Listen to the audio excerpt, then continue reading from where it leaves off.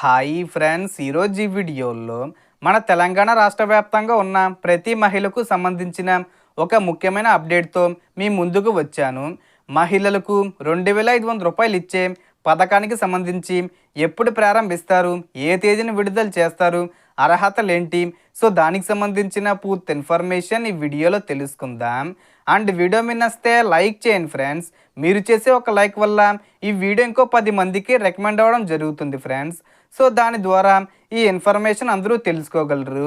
So ఏమాత్రం late చేయకుండా వీడియోకి వెళ్ళిపోద్దాం. సో రాష్ట్రంలోని మహిళల కోసం తెలంగాణ ప్రభుత్వం ఊహించని శుభవార్త ప్రకటించే దిశగా అడుగులు వేస్తుంది. ఎన్నికల మేనిఫెస్టోలో ఇచ్చిన అతిపెద్ద హామీల్లో భాగంగా ప్రతి మహిళకు నెలకు 2500 రూపాయలు అందించే పథకానికి ప్రభుత్వం గ్రీన్ సిగ్నల్ ఇచ్చినట్లు సమాచారం. దీనికి బడ్జెట్ కేటాయింపు కూడా చేయబోతున్నారు.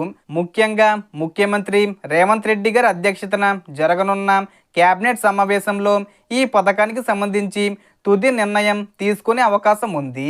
మార్చి నెలలో 15వ తేదీ వచ్చేలోపు నిర్ణయం తీసుకునే అవకాశం ఉంది. ప్రభుత్వం ఇప్పటికే 6 గ్యారంటీ పథకాలతో ముందుకు సాగుతుంది. మహిళలకు ఉచిత బస్సు ప్రయాణం కల్పించడం, 500 రూపాయలకే గ్యాస్ సిలిండర్ అందించడం, 200 యూనిట్ల ఉచిత విద్యుత్తు ఇవ్వడం వంటి పథకాలు అమల్లో ఉన్నాయి. ఇప్పుడు అదే క్రమంలో ప్రతి మహిళకు నెలకు 2500 రూపాయలు చొప్పున సంవత్సరానికి మొత్తం 30,000 రూపాయలు అందించే విధంగా ఈ పథకాన్ని ప్రారంభించాలనే దిశగా ప్రభుత్వం చర్యలు తీసుకుంటుంది. ఇప్పటి వరకు విధి విధానాలు రూపొందించినప్పటికీ అమలు ప్రారంభం కాలేదు. అయితే ప్రభుత్వం 2 సంవత్సరాల పాలన పూర్తి చేసి 3వ సంవత్సరంలోకి ప్రవేశించిన ఈ సమయంలో ఈ హామీని అమలు చేయాలనే ఉద్దేశంతో అధికారులకు మార్గదర్శకాలు సిద్ధం చేయమని ఆదేశాలు జారీ చేసింది. ప్రస్తుతం అర్హులెవరు, అనర్హులెవరు అనే అంశంపై చర్చలు జరుగుతున్నాయి. ఈ పథకానికి దరఖాస్తు చేయాలంటే ప్రతి మహిళ దగ్గర ration card, Aadhaar card, originals, అలాగే జిరాక్స్లు కూడా ఉండాలి. బ్యాంక్ ఖాతా మరియు ఫోన్ నెంబరు తప్పనిసరిగా ఉండాలి. ఈ 4 వివరాలు ఉన్నవారు దరఖాస్తు చేసుకోవచ్చు.